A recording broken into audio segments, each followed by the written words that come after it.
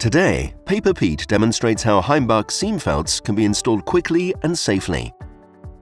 Our seam felts are available with two different installation aids, either with a kite or with a lead-in piece. The kite is more common for pulling in the felts on wider machines. The lead-in piece is recommended for machines with narrow felt widths. The paper side, front and drive side and pull-in direction are marked on the outer packaging to ensure a smooth installation. The seam felt is positioned parallel to the machine in the unwinding device.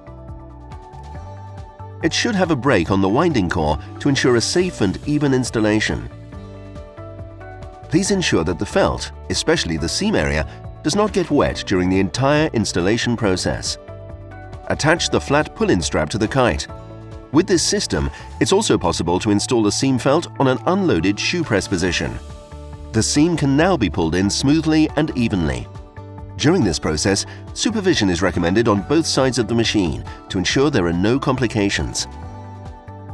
As soon as the felt is almost unwound, the braking aid stops the felt in the ideal closing position. Secure the felt using felt clamps. This will ensure the felt is secured for the start of the seaming process.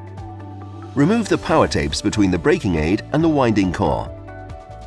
The black handles can initially remain on the felt to make it easier to align the seam ends before closing.